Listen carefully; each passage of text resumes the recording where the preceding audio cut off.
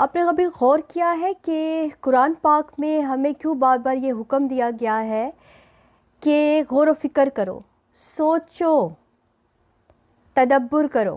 کیوں کہا گیا ہے؟ کیونکہ ہماری تربیت مقصود ہے اللہ سبحانہ تعالیٰ کو ہمیں بات بات پہ سوچنے والا بنایا گیا ہے، ڈیپ تھنکنگ کرنے والا۔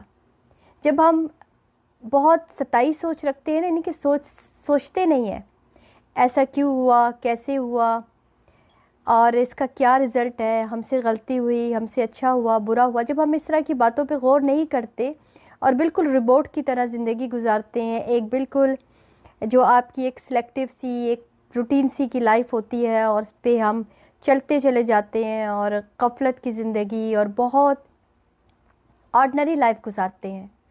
کہنے کو تو وہ بہت کمفرٹ زون میں ہم ہوتے ہیں، کیونکہ ہم اس سے باہر نکلنا نہیں چاہتے، لیکن اللہ سبحانہ تعالیٰ کو ایسی لائف پسند نہیں ہے۔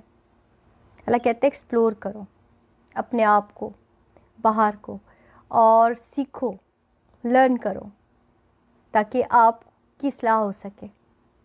جب تک کہ ہمارے ساتھ چیزیں آ کے ٹکراتی نہیں ہیں نا، اور ہمیں تکلیف نہیں ہوتی، ہم امپروو نہیں کرتے۔ جب تک ہمارے جذبات مجروح نہیں کیے جاتے، جب تک ہمارے اوپر دباؤ نہیں ڈالا جاتا، ہم وہ انسان نہیں بن پاتے۔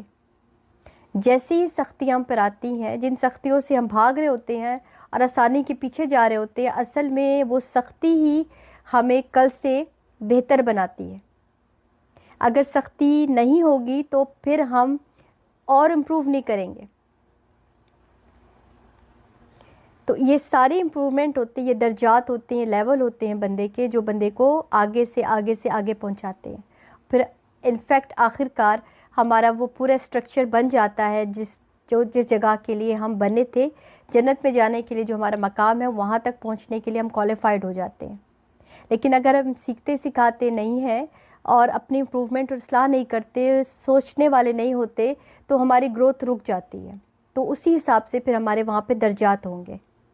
پہلے مجھے یہ بات سمجھ نہیں آتی تھی، میں کہتی تھی کہ کیوں علم حاصل کرنے کے بارے میں کہا گیا ہے، کیوں سوچ سمجھنے کو اور غور و فکر کرنے کے بارے میں کہا گیا ہے، کیوں یہ سب جو کائنات پہ غور و فکر کرنا ہے اس کے بارے میں کہا گیا ہے۔ تو اس کا یہ رزلٹ ہے کہ تاکہ ہم اس ذات کو پہچان سکیں، اپنے اس خالق کو اور مالک کو پہچان سکیں جو رب العالمین ہے، ہم اس تک رسائی حاصل کر سکیں، پہنچ سکیں۔ جب ہم وہ معرفت حاصل کر لیتے ہیں جسے عرفان ذات کہتے ہیں، کہ ہم زیادہ سے زیادہ سمیٹ سکیں، اللہ کی وہ معرفت لے سکیں اور واپس لے جا کے اللہ سبحانہ تعالیٰ کے آگے رکھ سکیں کہ دیکھیں یہ ہم سے آپ نے کہا تھا اور یہ ہم نے کر لیا۔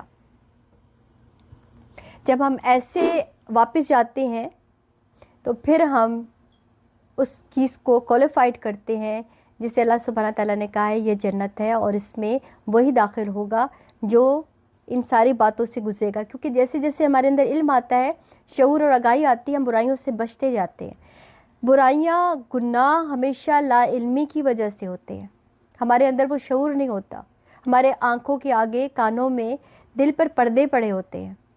جب ہم ان پردوں کو ایک ایک کر کے ہٹاتے ہیں، اللہ سے مدد مانگتے ہوئے، علم حاصل کرتے ہوئے، تو ہمیں سمجھ آنا شروع ہو جاتی ہے کہ ہمیں گناہوں سے بچنا کیسے ہے۔ جزاک اللہ۔